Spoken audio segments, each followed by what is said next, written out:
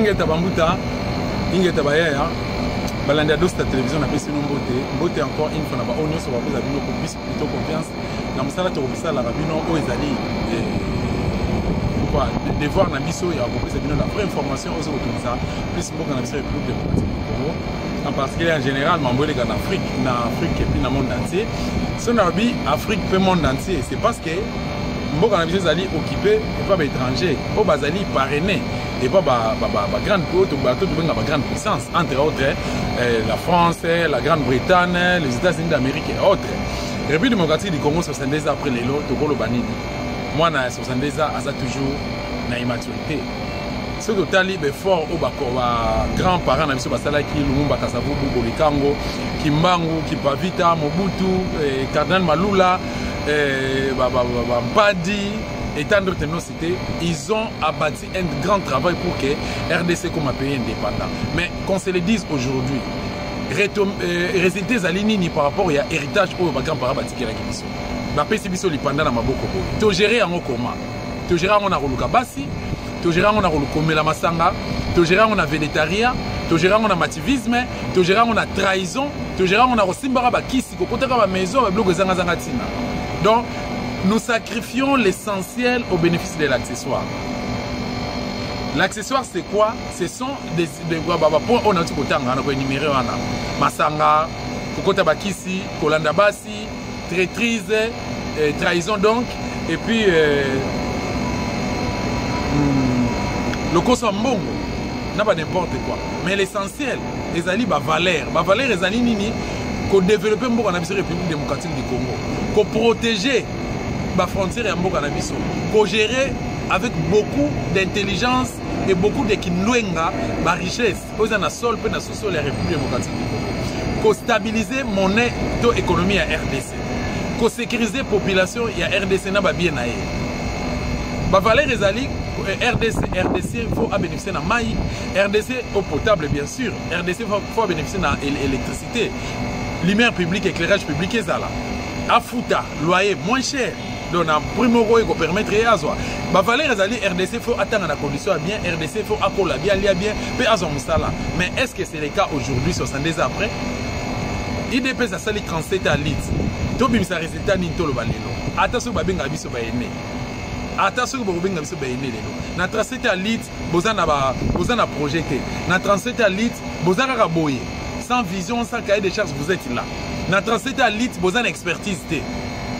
Félix, 5 ans pratiquement, dans ce mal l'état RDC. Vous avez na 199 promesses au Félix à Sala. 199 promesses pour Sala. Na comme ça va RDC va millionnaire. Na comme ça va jeune RDC, na peut ça va misala. Nako tonga banzela nako tia bango na ba condition bien ba jeune RDC ba bénéficier na ba bourse na comme ça RDC Allemagne d'Afrique naza prêt pour na couvre avec paix et comme une réalité na est mais le lot compter 9 mois s'il vous plaît 9 mois le le 19 janvier 2023 le 19 janvier 2023 Bunagana ils allaient toujours contrôlés par les Rwandais donc Félix a une incapacité. Il y a aussi la réforme na service sécuritaire na biso. Il y a aussi la réforme na FRDC et na la police. A une incapacité à rajeunir même classe politique na biso.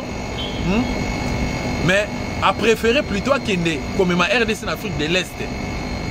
Les loso botali charte aux réjure ba pays où ils a affilié na kati ya Afrique de l'Est wana. Mami soko bimo komona ke no RDC ndazo pesa mingi ke ba pays wana nyoso baza ba bénéficiaire ba ko exploiter de RDC ba ko exploiter RDC donc Félix aujourd'hui est incapable de faire la guerre na Rwanda na Uganda na Burundi aza incapable de leur faire face na ba détracteurs ya RDC aza incapable de défendre le drapeau ya Congo et avec tout ça biso ba élite congolaise biso ba élite RDC lelo to bete la Félix Mamboko non tozolo bayango et puis tozolo bayango avec certitude que notre pays est occupé. Chers frères et sœurs RDCiens, on ne libère pas un pays occupé par les élections. On ne libère pas un pays occupé par les élections. Et puis, processus électoral, oyo, bino bolingi bokota. Yangone maman na likambo ongana robeta lisolo.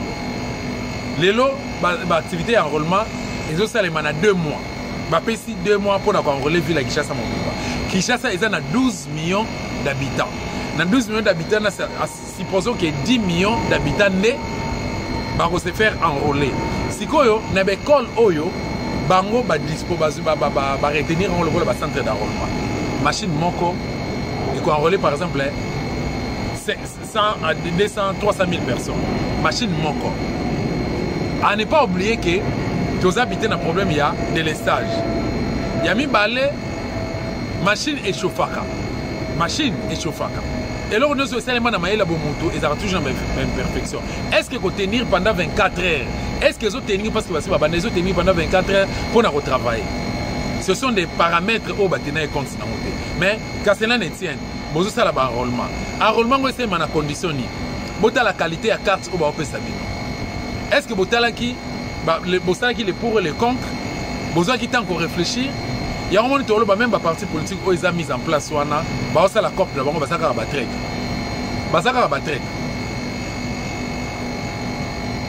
Aucun parti politique n'a pas d'intérêt à Congolais. Ils vont travailler plus pour l'intérêt. Aucun parti politique doit travailler pour l'intérêt à Banamboka. Tous ces gens-là que vous voyez là, ce sont des criminels politiques, des traîtres, des voleurs. Mais tant que biso toujours hôtel pour te défendre, ma valeur, toujours bima. Parfois on va traiter biso de tous les mots.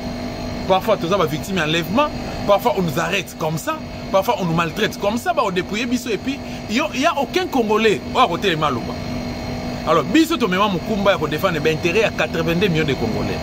82 millions de Congolais ne va bénéficier de la richesse on va payer na mboka kimba.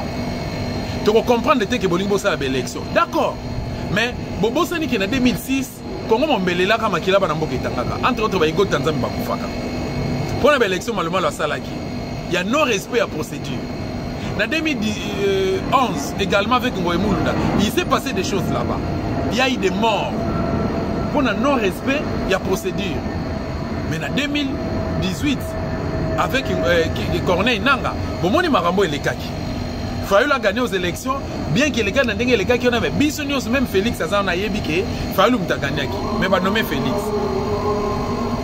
Va nommer Félix. Bon, bisous le bic non, bon, ça va d'accord. Le coup, les abongos, les Congolais en attendant pour acquérir une maturité, bisous on continue à sensibiliser, puis qu'on mobiliser le peuple congolais. Mais ça pose problème aujourd'hui parce que la plupart des Congolais, ils sont dans un monde de rêves, ils sont dans un monde d'illusions. Apparemment, ils vont comprendre dans le côté. Oh, biso to comprendre, bon va comprendre. Ngana mona makambo bino bo mona te. Est-ce que vous pouvez comme une étape ya kosala enrôlement sans que vous recenser ba Congolais, sans que vous passer dans recensement, c'est-à-dire que vous identifier ba Congolais et c'est ngeli boyeba qui est Congolais et qui ne l'est pas. Et bébé comme que lobini. Muto a voter et c'est ngela za na nationalité RDCienne. Et nana za na nationalité RDCienne, nana ko voter et ko zo carte d'électeur ndengeni. Pour recenser, pour identifier et puis pour enrôler. C'est ça la vraie procédure. Et pour l'unité, ceux qui. Parce que moi, je suis en train mboka. Moi, je suis en train pour l'unité, pour les FRDC, pour qu'il y ait barrière. Dans la frontière, il y a Rwanda, Ouganda, Burundi. Donc, il y a des soldats, des fandiwana, des étrangers, pour identifier tout le monde. Après, vous pouvez faire carte d'électeur. Vous pouvez faire carte d'électeur. Comment vous pouvez faire ça? On a voulu babo. Mais comme vous le que soldats, policiers, azar politique. Mais comment c'est possible que vous recensez même les militaires? Comment c'est possible que vous recensez les militaires? Vous recensez les policiers? Vous montez que tricherie za Djawana, piège za Djawana. Bino ba obo souhaité qu'on ait une élection. Vous allez pour qu'il y ait une élection. Mais bon et bayango que ngambo ya Congo to kocha on a bitu na bino. Aujourd'hui c'est toujours au là, mboka na biso 62 ans après. Est-ce que les autres vont faire face à Brazzaville, RRC? Ils vont faire face à Gabon. Avec si c'est 35 ou 3500 ou 4 millions d'habitants. Ils vont faire face à Bango. Sur tous les plans. Là, nous avons une richesse au biso tous en ango. Entre parenthèses, sur tous les plans. Bango va se répéter biso toujours. Pourquoi? Parce que bazo tia sérieux dans bazo sala. Tout le monde comprend pourquoi. Notre pays est occupé. ngai nazo saluer une dame comme ça nayebi comment na été nayebi pété na moni na Facebook comme en passant. J'ai même réussi à télécharger sa vidéo et c'est qu'il y a un vice-président du Sénat français et le vice-président en question il a reconnu que ce sont les Français ou c'est la France qui est en train de financer le Rwanda pour que le Rwanda a continué à massacrer et puis a continué à tuer dans le sol RDC. Mais le message est que la France, donc, président Sénat, c'est la deuxième personnalité à Mboka. Alors, comme étant que institution, deuxième institution, il y a la République française, à reconnaître que Emmanuel Macron, en France, ne va pas financer Kagame en Rwanda pour qu'il continue à tirer et puis qu'on massacre la République démocratique du Congo. Il a reconnu à nouveau qu'il y a eu 6 millions de femmes violées.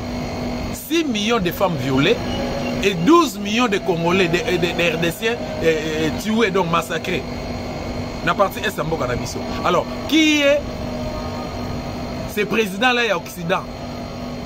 Donald Trump ou Joe Biden, Grande-Bretagne, Canada, Belgique, tout ça. Oh, le moi, j'ai des relations aux États-Unis. Dans le ministère de la Défense américain, ngai n'apprendre que bango objectif na bango ezali ba payer mboka baso o bazana bango besoin parce que yango de ça la force Amérique. Yango de ça la force Amérique. Mais intérêt à ba RDC ezani. Même si vous voulez piller, même si vous voulez prendre ce qui se trouve ici chez nous en République démocratique du Congo. Mais il y a des procédures, vous pouvez venir et légalement vous négocier avec les dirigeants de ces pays-là, du pays en question. Comme ça, tu vois, comment est-ce que tu peux faire la bino, intérêt na biso pe kozani na katuana. Mais besoin na brutalité, besoin bomba, boy ba colter ça na mboka na biso, coltant ozo ça la téléphone, ozo ça la mutuka, et ça l'ordinateur, ozo ça l'avion, ozo ça la caméra, on a aussi de la awa, coltant ozo ça la matière première. Coltant. Matière ya makila. Donc il faut bomba ba RDC pour besoin coltant on a. Pour besoin uranium, zinc, pour besoin diamant, cuivre, pour besoin pétrole, il faut nécessairement pour bomba congolais. Marambo seulement na Sodome et Gomorrhe, on nzamba pekisa nzamba boyaka. Monteur sur bomba n'épée. Or, celui qui dit par épée paiera aussi par l'épée, par les mêmes épées. Mais biso to loba, que mboka na biso konge ko teka maka bongote. Donc ce qui est Félix le gars là, il y a 15%. On dit que na yo que ok na élection, ba ozwate mais ba nommé yo. Ba nommé le on dit que RDC au confiant au peuple occidentaux.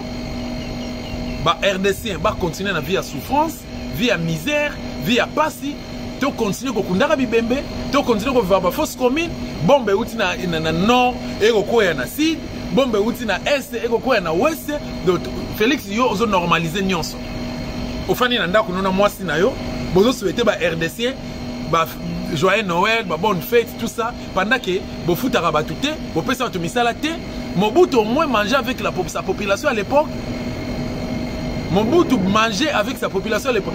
Place Oyo Félix au fan dans la cité de Loya wana na cité de Loya Mobutu ando ba nazo fêter na ba no officier chaque festivité il y a fin de l'année où moi je faisais partie nazaka mwana nazalaka mwana à l'époque mais na bossa na ranyon sauté ngai mutu na ngeza na la mémoire moko makasi. Félix, toi tu as accepté ya kolia mesa moko na ba diable.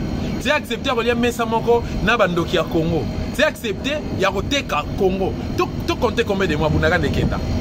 Qui est ce Congolais là? Qui est ce député là? Qui est ce sénateur là? Qui est ce ministre là au Télémi pour ba non à l'occupation rwandaise en RDC? Non à l'occupation burundaise en RDC. Non à l'occupation tanzanienne en RDC. Non à l'occupation soudanaise en RDC. Qui est cette autorité-là RDC? Bango nyonso na kati ya nzungu wana. Il y a régime et occupation. Vous êtes dirigé par Chilombo, na IDPS na bango. Ils sont là pour l'intérêt na bango égoïste au détriment de la RDC. C'est très triste. Alors, ngai na tournanga et moi de ma part, nazolo bayango lelo que on peut tout accepter et on accepte les tout sauf un côté Kamboka na République démocratique du Congo, deux ko balkaniser mboka na biso République démocratique de Congo. 3 ba dirigeant ndengwana. Ba dirigeant collabo. Ondimi na yo au travail na ba au koma collabo travail na bokipa. Et le bata papa Honoré Nganda Nzamboko tumba lelo et des restes mémoire plutôt lelo oyo RDC nyonso wa PC raison. Papa Honoré Nganda ya lobby Félix Aki na 3 missions. Mutunyo se le PC raison. Mission Félix Albossé a légaliser occupation. Ya mi balé, ya ko endormir le peuple congolais. Ya mi sato ya ko protéger occupation. C'est ce que nous vivons. C'est ce que nous vivons. C'est la famille Tshisekedi aujourd'hui dont on parle. So ok na Katanga. Ba minéré na biso nyonso okuta na ba circuit ba fa Tshisekedi. Lelo ba komi goyela ba immobilier na ba RDC. Famille Tshisekedi. Bon, boy bisanga lelo intérêt à peuple congolais zani. Tata na bango le peuple d'abord. Ezaki na mascarade. Ezaki na pas endormir peuple congolais. Ou encore lelo bato bazoloba que papa Tshisekedi ya Mulumba, yé pas bana sa ne cop. D'ailleurs, l'information tout élément sur autoza nango. Activité à Geneva le Saint-Maka, je crois que c'est en février 2016. Et ça a été financé et pas à Kingakati. Est-ce que tout le monde a qui Néhémie, Kalev, na Jeannette Kanambe? Tout le monde a qui Soriano, Moïse Katumina, Katebe, Katotope, Nakati. Parce que papa Tshisekedi de lui-même, Azaki n'a pas partenaire au Wapi. Au Bago, PC Mbongo et Belende Wana. De lui-même, il n'avait pas d'argent. Azaki n'a Mbongo Wana. Bon, Mbongo Wana Utara Wapi, Mbongo Wana Utara na Congo. Papa Etienne Tshisekedi à Mulumba, Lelo a tiré les biseaux tâches difficiles. A même ba RDC dans le monde d'illusion. L'isolé Tikalaka, Tshisekedi avait dit, Tshisekedi avait dit c'est son fils qui est là aujourd'hui. Où il a mené les Congo. 5 ans après, faisons le bilan de Tshisekedi. Nous comme ça RDC allemande d'Afrique. Nous avons ça RDC Misala. Nous avons revoir où nous avons la réforme et l'enseignement. Nous avons revoir le salaire, les conditions de travail des fonctionnaires, des soldats, des policiers. Nous avons aussi la guerre dans l'Est. Nous avons pris pour Lelo, tout ça la bilan Félix. Makamona on le bien on a Congo, ça pose problème. Que Félix nous a causé vraiment du tort. Au jour d'aujourd'hui, nous avons la télévision. Félix, tu banga na biso yote. Comment on a biso pe ba yumate que non, aux autres dipe biso, aux sarana biso, au trahir Congo, au teki Congo, aux autres faciliter la balkanisation à Congo, aux autres endormir le peuple congolais, aux autres protéger pour qu'il pas. Toi tu te dis peut-être que bateau ba mon ngana ya nkena danger. Papa, aux a danger té. Moutaza danger les alliés souverains primaires, Moutaza danger les alliés peuple RDC, Moutaza danger les alliés Mfumukimbangu. Yango moni biso to loba, ngai dosta na osenga et la classe politique na biso yali boso, bo renoncer na activité politique et pas na bino. Bo suspendre ba participation na bino na scène politique. Pourquoi? Parce que bo aider mboko au Congo té. Bo aider mboko au Congo té, ne lokoté. Les loso tamboli partout dans le monde. Ngana na mboka mo quelque part on a otanga kombote na moni ma na moni Congo salité na moni Congo mboka libabe na soni pona robenga ma RDC soni makasi toza na retard ya makambo belé. D'abord na outi na aéroport Anjili na obi mon aéroport Anjili j'ai observé na komi na mboka na zo atterrir d'abord na aéroport na bango maman papa accueil d'abord conditions et puis la manière dont on vous traite c'est n'importe quoi. D'abord na aéroport Anjili chez nous là-bas en RDC. RDC a un avion à mon côté. Na comme na Addis Abeba, na otala na Éthiopie. Na otala Éthiopie bazana marque ya bango, ya avion na bango. Mon côté mi balete 10 te. Yango na yango. Na mboka ona komi na moni Emirates. Ba avion bazana ba marque o ya bango. Mon côté mi balete 10 te, 20 PT. Ozo sala na intérieur pe oyo ça à l'extérieur bazana ba avion marqué oya bango bino na RDC bonani aéroport na bango bien construit eza organisé eza outillé ya biso eza karaboye et puis vous ne savez même pas comment respecter même les passagers. Ce n'est pas normal et il n'y a pas d'hystérie en RDC. Il n'y a pas d'hystérie. Vous avez un gouvernement de 65 ministères où un ministre a gagné 50 000 $, 45 à 50 000 $. Vous avez 500 députés nationaux. Vous avez 500 députés nationaux et 107 sénateurs. Donc 607 parlementaires. Où le président des deux chambres, basse et chambre haute, va gagner 350 000 $. Donc chaque parlementaire a droit à 21 000 $, plus 1 000 $. il y a carburant, 500 $, il y a communication, les mois. S'il vous plaît, tout ça même bateau. Tout le monde a payé mboka na biso. Tout ça la bateau, tout le monde a mboka na biso. Vous avez affaire à 26 provinces. Chez nous là-bas, 26 provinces. Dans 26 provinces, tout ça, 26 gouverneurs. Gouverneur, mon cousin a salaire, il y a 40 000 $. Et à ça, il y a droit moussous. Vous avez des députés provinciaux, vous avez des ministres provinciaux. Au fait, donc, le gaspillage est inutile. Il y a un moment 37 litres. Il y a IDPS, il y a un cahier de charges, il y a un projet, il y a un calcul de mon côté pour développer Mbokana Yakimbao, la République démocratique du Congo. Et voilà pourquoi nous avons lobby que c'est important que les lots, tout qui est dans l'élection, en 2006, tout qui est en 2011, 2018, va continuer à duper biso. Donc, c'est-à-dire quoi? Occupant ceux qui organisent ma Kamunaye, à manipuler les collabos, les politiciens collabos, et les politiciens collabos, bandi ko boma bandi ko na biso, bandi ko sacrifier mboka na biso, et bandi ko mater biso, donc ko étouffer biso de façon que tout le bâtiment. Mais biso de lobby, molima Kimbango est sale. L'esprit de Kimbango est sur moi. Je mettrai point. Et nako loba, nako teya, nako mobiliser, nako sensibiliser, puis nako teme. Et loko ezanga nge loko na sengaka. Jour nga na ozwa yango, na osala terreur. Jour nga na ozwa yango, Congo oza libéré. Et puis nous avons mobilisé, puis nous avons conscientisé davantage génération Oyanga. Génération Oyanga, nous avons conscientisé bino que tous en retard moko makasi. RDC peut s'en apposer au Sanza. Mboko nga na tamboli awa, ils ont tout. Mais basant la richesse oyo, les diamants les plus chers du monde, je les ai retrouvés ici dans ces pays. N'a pas tant combat pays wanate. Les diamants les plus chers du monde, ils ont un pays or. Pays au bazar na pétrole. Mais quantité de pétrole, il y a biso les kebele. Mais bazar développé, ville propre, mbokeza bien, bazar autoroute, autoroute té, bazar na ba autoroute. Na monde ba saut de mouton, oyo Félix a kosa ebino na ngwana 50 000 $ par saut de mouton. Donc boko calculer ça 6 sauts de mouton.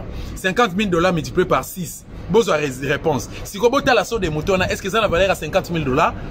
Contrairement au Nga Namoni Awa, Namoni Botoroute ya solo, Bobé Taratolo, bis Transco, Félix Asso Abaxi, Kanamba Tigre 170, Félix a commissaire aussi c'est 500 ou 600. D'accord, mais bis au Nga Namoni Namboka O. Pas na bino na RDC Zate. Bobé Taratolo na bis Transco ana. Pas na bango Awa Zate. Kuna Zate. Na visiter ba entrepôt na bango, na visiter ba dépôt na bango, na keti na observer ba autoroute na bango, na tali même na mati métro na bango. Mais j'ai beaucoup aimé na kati mabulu na bango na métro, donc sur tali omona organisation, propriété, sécurité. Il y a des caméras partout, il y a l'aération, saleté, tout ça. Mais chez nous c'est le contraire. Mais mbongo eza na mboka wana avec un budget de 6 milliards de $. Votre président gagne 2 70 000 $. Dites-moi aujourd'hui, comment on a développé des. Et puis, vous avez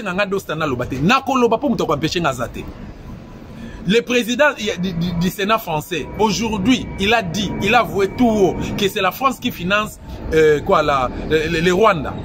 France a financé Rwanda pour aboma RDC, a pillé RDC et puis a massacré RDC. Or, la France a le 4e pouvoir au monde. La France a commencé l'activité dans les côté. États-Unis, Canada, Belgique, Allemagne, Grande-Bretagne, Bazana Simawana. Et au monde à l'élo, histoire il y a francophonie.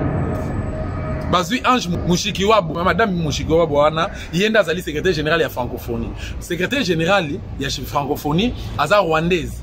Pendant que Rwanda est un pays anglophone. Est-ce qu'on a un francophonie rwandaise? Donc c'est que France a zalimbo mutumabe, Macron zando qui c'est un sorcier. Le gars là comme makangu ya moi sur na tanti nous na maman on a bolimbisa ngai, akoma makangu naye, c'est comme ça que nous c'est comme na ngara bongo. Et bah Congolais vous êtes là, bolingo comprendre rien, bolingo font la mise et au jour d'aujourd'hui, Félix est en train de préparer l'activité de la francophonie. Et sur Okebite Kagama ko, ya sur Kagama a été premier ministre rwandais quoi représenter. Pour Macron koya. Macron koya. Et apport nango dans tout ça, apport nango na RDC années. Apport nango na RDC années. Biso to un pays francophone. Rwanda c'est un pays anglophone. Donc na RDC na Rwanda. France est singeli à parrainer banane. France est singeli à soutenir banane. Mais la France préfère mieux plutôt payer sa moyen armement. Il y a financé par Rwandais pour que Rwandais va continuer à créer terrain na RDC. Les présidents Sénat le président du Sénat français l'a reconnu qu'il y a eu 6 millions de femmes violées en RDC. Y compris, donc parmi eux, il y a eu les bébés dans les nouveaux-nés. Au bas de victime à viol. 12 millions de Congolais bakoufi na partie est RDC. Donc dans tout ça, tu peux continuer au béta maboko. Bino, bandeko na ba Congolais, bo continuer. Na via Masanga, via Babar, via Rolandara Bassi. Oui, ils ont peut-être des droits parce qu'ils ont pas posé en autres. Oui, mais il y a un temps pour tout. Il y a un temps pour blaguer. Il y a un temps pour se divertir. Il y a un temps pour s'amuser. Il y a aussi un temps pour prendre ses responsabilités, chercher plutôt à défendre les intérêts de son pays. Mais quand est-ce que vous comptez les faire? Pendant que nous avons le fils biologique de M. Tshisekedi Amouloumba au sommet de l'État RDC, qui se laisse manipuler auprès de quoi des occupants au détriment de 82 millions plutôt de Congolais. Vous comprenez? Donc voilà pourquoi nous autres là, nous les RDC normaux, nous disons non à l'occupation et non aux politiciens collabos. Toujours Bundato changer classe politique après les soulèvements populaires. On ne libère pas un pays occupé par les élections. Totelemi potoloba non à procès électoral parce que est Djamabé et ceux qui Djamabé sans recensement, sans identification, bazo pesa bino ba carte d'électeur, ba pesa na ba soldat, ba policier, ba étranger bazo ba carte d'électeur. Bazo ba carte d'électeur. Na fungo la parenthèse na mboka o nga naza. Ba yebi biso ba RDC ba kuluna. Ba yebi biso na réputation mabe. Mais ba voisin na biso kana Brazzaville le pas président Sassou. Chaîne lokola Molière et koki ko sala te. Bozo za bosoto ya mboka. Na place que bo constater que na mboka na biso kuluna ezali, mibi bazali, ba violeur bazali, ba traqueur baza. Bo créer unité mo boné tata na ngai. A créé la police ya tembe na tembe. A créé la unité na police ya tata nanga Kimbanza Léo Kimbanza paix à son âme. Un officier digne de ce nom formé par le maréchal Mobutu. A créé la police ya tembe na tembe pour nanini. À l'époque, il y a eu criminalité zalaka to ya criminalité matanga makasi na mbinza ozone. Périmètre na nyonso. Alors, parmi ba quartier ou parmi ba quartier criminalité les cas qui mingi ezaki entre autres mbinza ozone. Papa nanga, mon père à quel état-major général, a eu papier nabique, a sali conception à projet, à quel repère un chef d'état-major général. Et ça a été acté et appliqué aussi. Et s'il y a criminalité, au moment où il y a matinase, pour l'année au jour d'aujourd'hui, bino ba officier boza sur place wana. Nabi ba kadogote. Ba bazui ba comme soda na ba policier les loté. Ba kadogote ba ex-phase. Vous qui êtes là. To bata bino ba kadogo. Tobino bato Félix à côté armée. Pour n'être beaucoup créer le moins pour que beaucoup quitte à criminalité. Bon préférez vos chaîne le rôle à Molière et filmer ba bêtise na bo soto mboka na biso et bimara na mokili mobimba lelo na komi na mboka moko boy na za nazi awa na nazi na komi na mboka moko na otambola na kutena ba asiatique tozo solo là ba binanga ebele ba binanga ke non balandanga na YouTube. Na ebtis boli misara na anglais na oloba parce que na anglophone. You are Congolese. Et chez vous là-bas, il y a des Kuluna. Kuluna. Chez vous, Kuluna. Ah, donc tu as une réputation comme ma bé. Basi pelakananga pour balandakanga. Baosalanga boye. Balandakanga. Basi pelakananga. Mais, baso panga ponga na Kuluna. Po bandekonanga to ba RDC baba Kuluna. Et ba prendre en nini na chaîne à Molière TV. Donc, au moins, mboka moko, ils ont organisé, ils ont structuré. Mais bien que vous avez mboka wana. Alors, je me pose des questions sans réponse. Patrick Mouya, yoza journaliste, au banda journalisme, kala, lelo zali, ministre et média peut porter parole au gouvernement. Est-ce que vous pouvez restructurer, vous pouvez revoir mes beko, ou ils ont média, média RDCNT. Vous pouvez revoir, il n'y a pas possibilité de restructurer. Tout ça, la réforme. Et là, on a embêté la CT, Makasi. Tolingi to qui y a une élection. Bobeta Tolo, bo qui y a une élection. D'accord, bo qui y a une élection. Mais garde-fou ni obino bossi botier. Garde-fou ni obino bossi botier.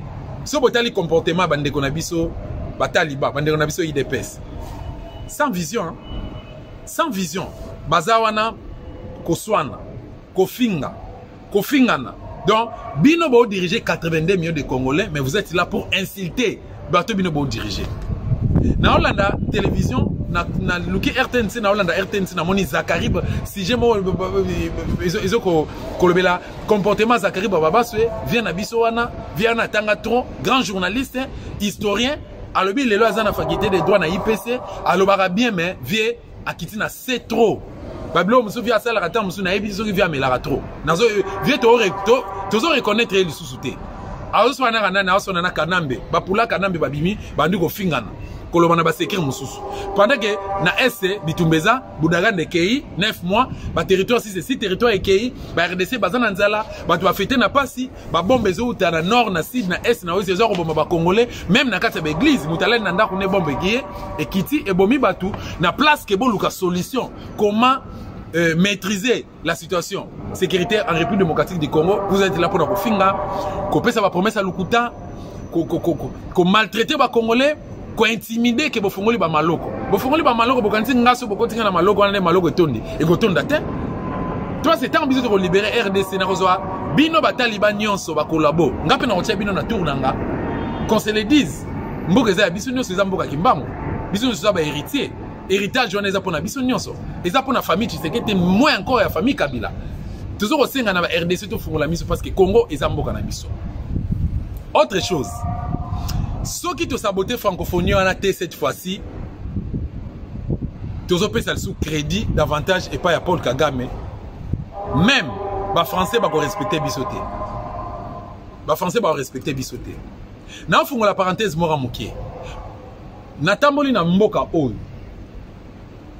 batonga banzela batonga ba balabala batonga ba tunnel ba quartier na bango eza propre ba bâtiment na bango eza propre na moni ba fuluté na moni ka ba poubelle na chaque ko ya veni tant na sombi ticket abonnement ya métro ba pesinga yi papier mo donc récit moninga tozaki na binanga kino wana boa kango kaka na tali na gauche na droite poubelle ezate. Oh je pouvais aussi jeter ça par terre pour mutalanga munanga ngaza anité bien qu'il y avait des caméras mais ngamo conscience nanga sali que non je peux pas faire ça na tia na poche nanga na continuer pour vous dire que baninga baza organisé chez nous là-bas il y a pas de poubelle publique qui chasse ces salité solo nas pour ça rosanza natali mboka baninga mboka ndenge za développer baza na autoroute baza na banzela bien na kena ba site na bango na ke kotala misé na bango mais j'ai beaucoup aimé quelle propriété natali misé na bango mais j'ai beaucoup aimé ba archive na bango nyonso eza kuna oya biso eza wapi na ke ko visiter grande salle de spectacle na bango mais pas na biso tozalaka na Cinemax à l'époque il y a famille Mobutu bango be bateka bilo ba bien na bango tozalaka na Cinemax à l'époque les tozala ni toi parce qu'il est le côté les diamants les plus chers du monde eza na mboka oyo maintenant bango bana diamant te bazo ki yango wapi bazo ki yango pa na biso Hippolyte Kanambe a géré mboka wana 18 ans mboka wana parce que naza kuna te na roya kuna ti ba le 19 ou le 20 le 19, le 20 ou le 21. Kanambe ayaka na mboka oyo, responsable numéro 1 en mboka oyo mutaki na royambe na aéroport. C'est que Kagame, Kanambe alonaki na mboka oyo, abomba epe mingi na mboka oyo. Mais c'est Chilombo ayaka na mboka oyo, yé baka royamba ete Kanambe ndaza na crédit na mboka oyo. Donc pour vous dire simplement que RDC se nourrir monde entier, mais pourquoi ba monde o mboka oyo, ils ont se développer biso to songa si. Na visité quelques écoles na bango, ba école na bango. Na tali ba condition bana ba otangela. Ba yembinga gentiment. Ba pesinga place na fandi, na sali tour à ba salle. J'ai beaucoup aimé. Na ke kotala université na bango munene lokola Inikin na biso université de Kinshasa, Inikin na bango. Na ke kotala yango mais j'ai beaucoup aimé. Tala kaka condition oyo ba étudiant ba otanga nango. Na moni ba 60 étudiants na auditoire moko munene. Sonorisation ezali baza même na ba casque ba pesi bango ba otanga na condition ya bien ba otanga na condition ya kilelo donc ba pesa kokure pesa ma donc ba auditoire na bango eza numérique donc na kilelo numérique c'est ce qui n'est pas le cas aujourd'hui en RDC. Félix toujours ba promesse biso doit toujours na monde ba distraction to linga to ke na ba élection ba ninga tala mboka eza bien mboka eza très bien mboka eza ça va na mboka naza awa nga naza awa nasali fièvre malile betenga makasi na kokite na sporta kite fièvre matinga yi na meli calma na tongo nango ba accompagner en hôpital ndeko toza na accompagner en hôpital mutuka donc ambulance eko zwanga ba miminga no ba bengi e ba miminga no hôpital arrivé dans l'hôpital wana la manière dont j'étais reçu la manière dont j'étais accueilli s'il vous plaît na ki posa robela nayoki posa na bela mais ndenge bayambela kinga basenga mbongo te avant basala nga fiche bakotinga na salle de traitement babenga yango salle de consultation bakotinga pa médecin auditionner nga sali a prescrire nga ba produit tout ceci mbala moko kande na sola ki na ebo nande bayambela nga maladie nyonso zaki na nzoto nga esili nabiki so botali nga bomona za santé benaza okunda te. Mais par contre, naoki posa na bela pona ki nango séjourner kuna. Nazala tena maladie mo chronique, hôpital est tellement propre, aération qui toko, environnement ya bien, odeur solo, odeur ezate. Wana tali pe ko inase na ozwana lié, boudin ko inase na ozwana lié yango. Pourquoi? Parce que babongisi mboka na bango. Et puis ba médecin na bango, soko tali ka structure boza na bango na mutuka chez nous là-bas. Médecins RDCien, salaire à 6 000 le mois. Si vous 5 000 médecins, depuis 2019, pour prêter à serment, jusqu'à nos jours, ça va primité. Pourquoi? Il y a le état des droits, non? État des droits, le binini, mon côté, à Rosalikola Mibeko.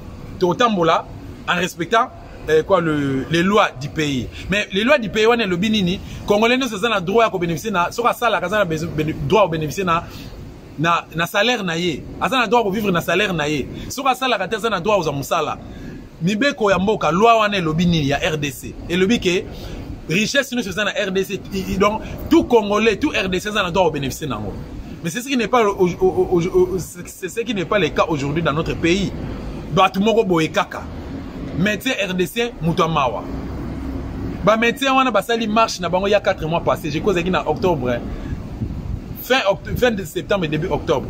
Basali marche na bango pour revendiquer ba droit na bango. Que salaire à 6 000 francs, 3 $ eza muké, ba prime ba opesa bango eza muké, ba misusu ba oza prime té. Ça fait plus de 4 ans. 5 ans pratiquement ba oza ba prime té. Ba beta bango. Ba zokisa bango. Ba botola bango ba chombo, ba zo bango ba porte-monnaie. Blouson. Il y a corps médical, et ça la sacré. Parce que même président de la République, il est là, ceux qui ont eu malaise, ils ont besoin de médecins. Chegue, vulnérables, ministres, général plutôt, députés, sénateurs, autorités de nyonso, ceux qui ont malaise, ils ont besoin d'un hôpital. Mais tala comment ou tala combien, ils ont respecté le corps médical dans la République démocratique du Congo. C'est de la même manière, soldats, ils ont un salaire de santé, policiers également, enseignants, fonctionnaires de l'État. Nibeko mboka donc bazo gérer mboka na ba contradiction na kiyanke na ba émotion na bango et puis na ba imer na bango kena kan kokolo kan lufungula kan Babylone kan Badeding kan Tchachi kan Bumba kene na kan Mobutu kan Seta kende kotala ba condition ba soda ba fana ngo lelo lokolo ba sinistré épidémie za na kati ba so kebite me ba maladie musuna kotanga kombote za tchako ne sekota nango isekota nango baza na toilette te toilette ezate na kan lufungula na kan Mobutu toilette ezate kan lufungula kan Mobutu kan kokolo toilette ezate so ke na kan Badeding mo na kan Badeding basi bateki yango ba chinois basali société na ba entreprise na bango ya construction ba misusu ba ekosala ba basali ba bar na bango ba terrasse ba misusu ba teki mususu po ba mususu basali ba télé ba menuiserie basali ba benga ngoni ba station service na kati ya Kamba Badeding wana domaine militaire courant Kamba Badeding départ unique bateki on a cité commandant du camp on a parce que za taliban parce que kasayen muta ko interpeller azate mabela Kamba Badeding nyoso bateki yango ndenge sema na Kamba Badeding de la même manière et sema na Kankokolo c'est de la même manière et sema na Kalufungula la même manière et sema na Kan Mobutu la même manière et sema na Kan Seta mibe kombo kezate okomona kaka famille Tshisekedi na ba carré minier bango na katanga bango na bango balongo na bakare mini omona bango bakomi kowelela ba immobilier oh mama oyo oh tata oyo oh ndeko oyo oh contre intel bakare minier ba immobilier les soni ni bino kopesa boloba ki état de droit. Vous avez traité Mobutu de voleur, vous avez traité Mobutu de voleur. Tant que vous avez une alliance na ba occupante bo finga bango ba rwandais boloba baza ba usurpateur ba irresponsable ba gérer mboka na défi. Vous êtes au pouvoir aujourd'hui mais incapable de rompre dans mariage pour ça nango. Vous êtes au pouvoir aujourd'hui mais incapable de rendre les Congolais dans droit na bango. Incapable de sécuriser les frontières à RDC. incapable de garder 2345 km de superficie, incapable de foutre les militaires, les policiers, tout le service de sécurité, un salaire décent, incapable de respecter, de honorer les médecins, qui foutent un salaire décent, qu'on rendre les droits, les primes, le salaire, il y a des 3 $. Incapable, il y a des conditions.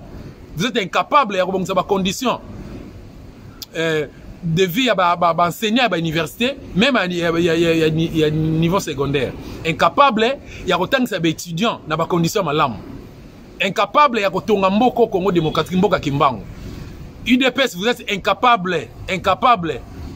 Il y a un ordre dans la République démocratique du Congo. Incapable, il y a Tonga Kinshasa, Kinshasa la belle. Vous êtes incapable de doter même les militaires bérin à Pamba. Incapable de sécuriser la population RDC na babiloko na ye. Incapable de rompre na Rwanda. Incapable de avoir une décision définitive pour chasser cette histoire-là de francophonie. Vous êtes incapable de faire développer la République démocratique du Congo. Mais vous êtes là plus pour vos intérêts égoïstes, les intérêts personnels, les amis d'abord, les ventres d'abord, les Rwanda d'abord, la France d'abord, la trahison d'abord. Vous avez un rapport na yango. Tala lelo, na cabinet Félix, il y a ici 26 morts à un moment donné. Lelo botala même, bateau, bon na bateau, bazo mbenga ba pasteur, basala nzambe. O baza pemé na Félix wana. Bazo bomana, bazo so na entre ba on peut bandi ko kufa. Tolo banini. Yombo, le 29 septembre 2018, Félix na triomphal. Bemba avait fait son discours. Katumbi a fait son discours. Fayoulou, Mouzitou, Matungulu et autres. Félix a clôturé. Alors, aussi, Tomeli Mbondo, Oya causé, qu'on trahir. Mbondo a rattrapé. Au jour d'aujourd'hui, où en sommes-nous? Mbondo a botala. 5 ans bilan largement négatif. Largement négatif. Ils sont incapables de voir que non, salibo. Ils sont incapables. Na solo ina député mususu na kutene na mboka auto solo la mais c'est les journalistes ya minga to solo sili o to ke na restaurant to lia bon ngala boyaki parce que ngala za un peu compliqué na lia rabilia la et puis na fa na n'importe qui to fa na kata mutuka o ya luaki autambo na mo to solo lia bidanga non Félix a la volonté de faire décoller la RDC mais seulement qu'il est mal entouré na kati malobanu mais c'est le député s'il vous plaît Kolo Baba inemcité parce que moi na kolobelo comment peut-être que déplaire Moutou a une volonté. Il y a qu'à faire décoller RDC. Mais comment a une capacité à manifester volonté? C'est qu'il y a été. Ceux qui entourage n'est pas mabé. Mais il est libre de changer par entourage. Ceux qui va conseiller ne va pas conseiller à mabé. Mais il y a une idée parce que nous avons 2 ou 3, 4 conseillers. Mais nous avons une initiative d'abord. J'ai ma vision propre à moi. Si nous avons un conseiller, nous avons un rapport à conseiller. Pas, je ne suis pas obligé à appliquer Nyonso. Je ne suis pas obligé. Je dois avoir mes idées à moi. Et puis, ma conseil, on travailler selon ma vision. La ligne de conduite, la directive va travailler selon moi. Mais quand on est incapable de corriger, on est incapable plutôt de dire non. Ou à dire non auprès de ses conseillers. C'est qu'on n'est rien aussi, on ne représente rien, on ne connaît rien. Bah, français, bah, si tu me trompes une fois, tu as raison. 2 fois, j'ai tort. Si tu me trompes 3 fois, je suis idiot. Donc, tous en affaire dans régime et occupation, il y a des idiots, il y a des miyibi, il y a des bateaux, il y a des kongote. Biso le roi to lingi kongote lobi, mboka na biso comme lokola ba mboka o to mona o. Talande baninga batungi ba mboka na bango. Talande batungi ba mboka na bango. Bango batungi ba mboka na bango. Mais mbongo va otongi na mboka na bango ezouta na RDC. Est-ce que vous comprenez le quoi? France pose à la France wana zoko pied na RDC via Rwanda. Belgique via Rwanda. Grande-Bretagne via Rwanda. États-Unis via Rwanda. Bazoko pied RDC. Mais biso mo ba RDC tozo comprendre que toza danger. Mais toza danger wana et c'est na biso to yokana, to organiser soulèvement populaire, to bengana ba paya. To traquer ba collabo comme ça to rotika la entre frères to fana to sur la poto faire décoller mboka na biso RDC yo muto zana diaspora benga ndeko na za na Kinshasa loba na zo carte d'électeur tous en a besoin d'un porteur na onotine de loba transfert en ko ça loba transfert en bon aux en facilité à retirer yango mais ce qui est vrai est sûr seulement que éviter ko kende ko voter parce que ko voter on a depuis 2006 volonté à peuple et se reprimer toujours et voilà pourquoi on doit suspendre les bons pour du bon biso tous prôner pour une révolution forte pour chasser et les collabos et l'occupant. En République démocratique du Congo, tout libéré, Mboka et Kimbao. Yosa na Occident, tous ces gens tous invité à la réconciliation. Éviter que ça la émission au vilpender, au démolir, bandeko ba résistance. Pourquoi? Parce que il y a beaucoup de gens au bazan na kati résistance, beaucoup de gens bazan na kati résistance, balanda ka ba leader, au bazan na résistance, parce que voler na résistance. Parce que et ça na mutu mususu, azan na même esprit, même état d'esprit que yote. Yo atomoni dosta ateki combat, yo otika na combat. Mais mutu mususu azan na maturité te. Tanga wamona ke non, ozo vilpande dosta, on va affaiblir mutu na pourquoi? Parce que pour na ye dosta kaka. Babiso wa dosta to influencer pe minute nga. Eza na poto, ebele baza influencer pour na nga dosta. Ono me ba ye, nasi bandeko ba Hollanda, ba yebi. Ba dosten ba yebi. Na RDC, na Kinshasa, na Goma, na Congo Central, na Bandundu, na Kasai, même pas Batshiseke du Kuna. Hein? Na Équateur. Combien de dostins au ba koti na kati ya combat? Pourquoi? Parce que ba mona ka dostin na combat. Donc tout tika na ba conflit moko ezanga tina wana. Certes, ce qui est vrai et sûr, tous en ba faiblesse na biso. Mutu musu faiblesse na ezali alingi ba chéri trop, mutu musu masanga, mutu musu lokuta, mutu musu muyibi. Toi az escroc. Mais sur aza na combat, aza pe na vie privée na ye, benda e pemeni PC conseil. PC conseil. Osa la vidéo, o banda ko finga muninga, o ba mabe muninga, o réduire ma capacité to ba non, ce n'est pas bon. Ba bloc on a besoin toujours apprécier en côté. Et la plupart bateau ba osala bloc on a, boza ba mikolo na biso, ba vie na biso. Si ko bozo pesa biso exemple ni. Exemple ni obo pesa biso. Yango moni nga nazo commettre en garde bateau nyonso, bazo se comporter bon. Na ofungo la parenthèse. Papa Ngbanda a sali combat na pendant 20 ans, s'il vous plaît. Pendant 20 ans à Télémaki na désert lokola Jean-Baptiste Azobelela et pas bandeko repentez-vous parce que royaume ya Bonzambe ezoya boto mba Jésus Christ tanga zoya et puis alobi na biso notre pays est occupé à la kizi biso la ligne de conduite à suivre pour sauver notre pays. Mais toi à ton tour qu'est-ce que tu fais pour sauver ce pays?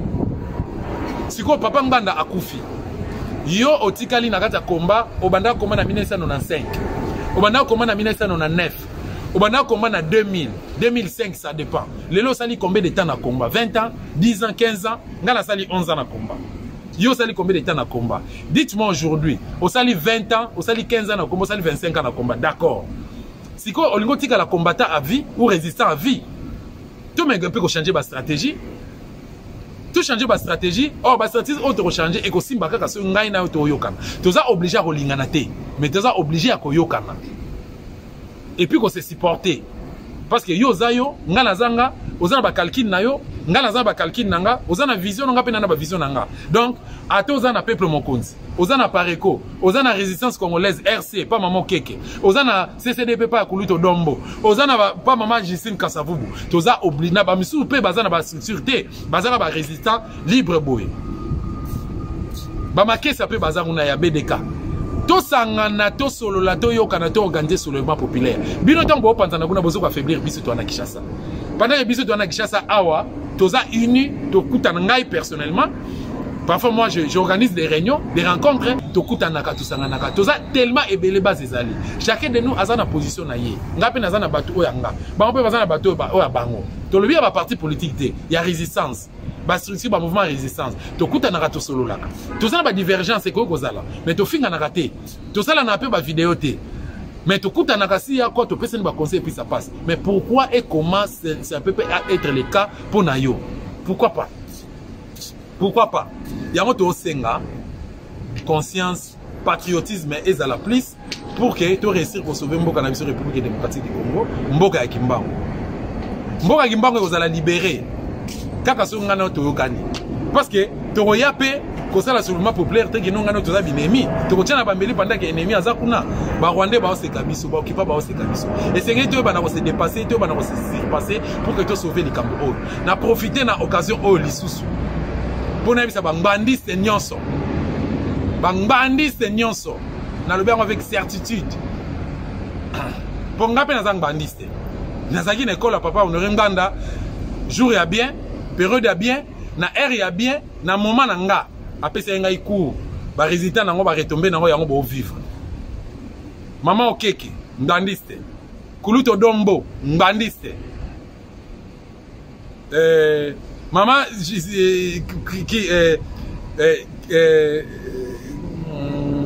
kulutu siku ngandiste mbala ngandiste vrai patriote ngandiste Fabrice Umba ngandiste boza tellement belé banel sunatan boza belé maman Sylvie ngandiste maman Claudine ngandiste boza ebelé Eric 123 ngandiste boza tellement ebelé donc muta kolongola muninga ngandiste azate batonga na tangi na ba ona tangi te baza ngandiste mais batonga na tangi ba kombo en esprit baza bato ba projet qui vient nganda parce que moi j'ai parlé aussi avec les vieux. J'ai traité des relations privilégiées avec les vieux. Donc, Moutou Azan a droit à l'Ongolangang Bandi, Sazate. C'est ça la continuité à combat à vieux jusqu'à la libération totale à RDC. Yo, comme il faut réduire Batou. Construire Batou, n'a qu'à idéologie à vieux. Construire Batou, Batanga combat vieux. Batou, un Bandi, c'était. Depuis Via Koufa, toi, tu fais quoi avec ces noms-là? Kombo Zola Tawana, Osa Naouni. Ozo sa naoni, ceux qui étaient bossa ba vidéo pour insulter, pour injurier, bossa la même na terrain bosate. Vous bosate. Baboto le baturam, bossa la rani. Bunagan de Kei, bossa la rani, bolo barani. Ah bazo qui na élection, bosso lo bani. Fait des routes à papa Honoré Banda, eza que a koki koya na kokota na kati ya ba institution anate. Oya lo baka na réunion suka sala na décembre 2020. Réunion suka bossa la na ye. Oyo ba o ba sengaka ke non politique à chaise vide voice wana na nango ba conversation wana déroulement réunion wana na nango et pas na ngai na ordinateur donc oyo sengaka ke non politique à chaise vide photo zonga na mboka réaction papa Nganda boyo kaka yango fait des routes na ye papa Nganda lobi ke non pas question ya ko collaborer na ba collabo pas question ya ko collaborer na bokipa. La pensée Ngbanda c'est l'occupation et la pensée Ngbanda c'est la libération. Bah on va se incarner le gola ba maman Keke, le gola ba Dombo, le gola ba Jacques Sikou, le gola ba Fabrice Umba, le gola ba Venanga bolimbisanga ba on a autant accommodé bolimbisanga ba kombe kei. Donc c'est-à-dire que tu continues comme ça la combat vous et avier mais tout boy na ba bloko na ya kofinga na vous gagnez quoi ya kofinga na kaka. Mboka na biso na passe ngana meki ko tambola na tamboli na Asie na moni la manière dont batu bazali mboka za développer la manière dont batu batonga mboka na bango nde bazo ko vivre tout ça na posa ko sanza ko benga ma RDC posa ko sanza ko zonga na mboka wana mais je suis obligé ko zonga parce que j'ai mon pays, j'aime mon pays, c'est mon pays plutôt et j'aime ça. Donc bolinga pe mboka wana to linga na pe entre biso to s'accorder comme c'est l'homme plutôt to organiser sur le map populaire to ke kosila na bango na Kinshasa kuna baza et l'autre côté message pour na Félix. Tu n'es qu'un collabo.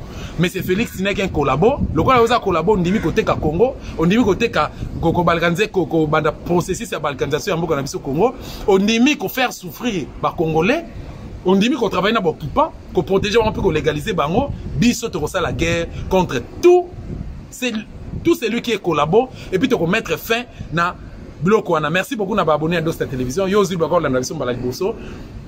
Aimez partager ma vidéo, c'est aussi plaisir makasi et surtout si vous s'abonnez à nous, vous s'abonner et aussi plaisir makasi. Dosta TV, la meilleure chaîne du moment. Dosta TV, la chaîne de la résistance. Dosta TV, la chaîne qui enchaîne. Dosta TV, la chaîne qui forme. Dosta TV, la chaîne qui informe. Et Dosta TV, votre chaîne. Tolingi bino mingi, maman Catherine Ngwanda partenaire na biso. Plaisir à trop ya Romo Nayo, pour plaisir à trop ya Banano année 2023. Master Nabiso Clary, Ilonga Mpeko, Bambote no Bambote Belé, Naboten PT, staff plutôt à Dosta TV, hein. Vrai patriote Mbote Nayo, Fabrice Umba, Boza tellement ébélé, Bakom Boze Belé, Maman Micheline, na Bosani Binote. Merci beaucoup PDG Majeko. Yayo Yango. Ingeta.